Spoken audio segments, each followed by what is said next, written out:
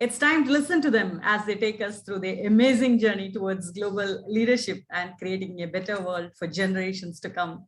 The winners of the Women in Leadership Awards 2022 are Director Aircraft Architecture at Deutsche Aircraft, Germany, Ms. Silvia Bianchi.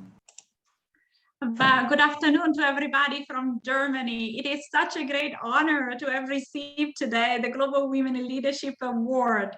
And it is even a more special event because we've all been conferred this during the celebration for the International Women's Day. It is such a privilege for me to be part of this international cohort of powerful global leaders. And I want to extend my most sincere congratulations to all. A special thank also to Santosh and his extraordinary team that has been working around the clock non-stop to put this event together, and is truly extraordinary.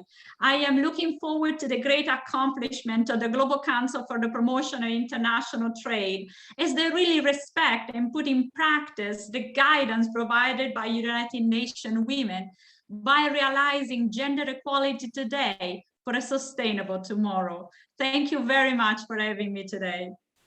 Thank you so much. Next we have